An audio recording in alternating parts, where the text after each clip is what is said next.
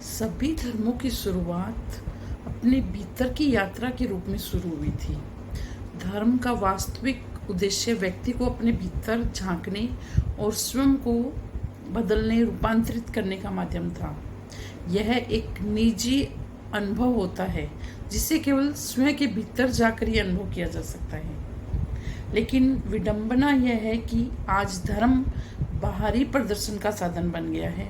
हम धर्म को सड़कों, जुलूसों और नारों में दिखाना चाहते हैं, जबकि धर्म तो आत्मिक अनुभूति का विषय है, अपने अंदर जाने का विषय है। धर्म को बाहरी क्रियाओं में ढालने से उसका मूल स्वरूप जो है वो ही विकृत हो गया है। जब आंतरिक साधना को संगठित कर दिया जाता है तो स्वाभाविक रूप से उसमें टकराव आ जाता है। यह सिर्फ एक आंतरिक यात्रा है, इंडिविजुअल यात्रा है, पर जब इसको ग्रुप में संगठित कर दिया जाता है तो स्वाभाविक रूप से फिर टकराव आ जाता है, क्योंकि धर्म के मूल में बदलाव व्यक्ति के भीतर होना चाहिए, ना कि बाहरी दिखावे में। लेकिन आज धर्म विश्वास का खेल बन गया है, अनुभव का नहीं। धर्म का वास्तविक स्वरूप अपनी आत्मा का अवलोकन और रूपांतरण है। इसमें व्यक्ति को स्वयं बदलना पड़ता है, अपनी कमियों को देखना होता है, अपने अहंकार को छोड़ना होता है। लेकिन जब विश्वास करते हैं तो उसमें कोई परिवर्तन की आवश्यकता नहीं होती। आप जैसे हैं वैसे ही रह सकते हैं। बस किसी मत को, किसी संप्रदाय को, किसी विचार को, किसी सिद्धांत को पकड़ लीजिए।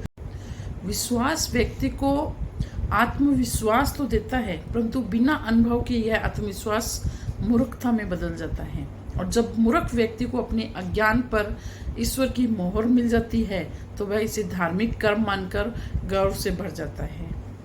दुनिया में जो टकराव हो रहे हैं वे अच्छाई और बुराई के बीच नहीं हो रहे हैं, वे एक व्यक्ति के विश्वास और दूसरे व्यक्ति के विश्वास के बीच में हो रहे हैं।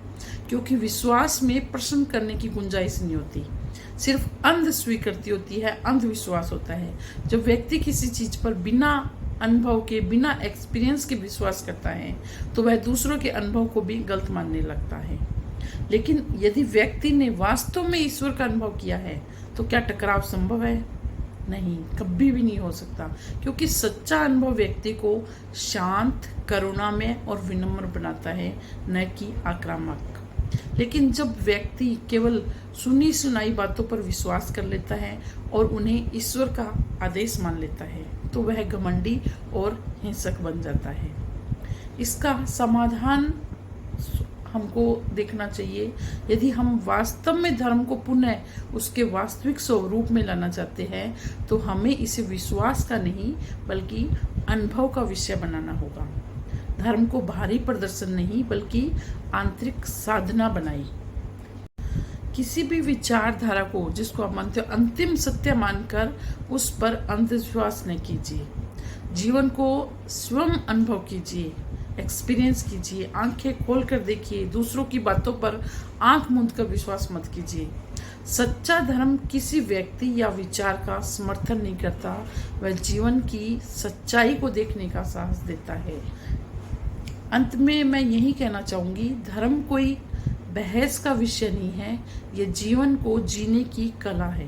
धर्म कोई मत नहीं है, यह भीतर जाने की एक यात्रा है। जब तक हम इसे बाहर खोजते रहेंगे तब तक टकराव होगा, लेकिन जिस दिन हम इसे भीतर अनुभव कर लेंगे उस दिन शांति और प्रेम का साम्राज्य होगा। धर्म बाहरी जीत नहीं बल्कि आंतरिक मुक्ति का मार्ग है।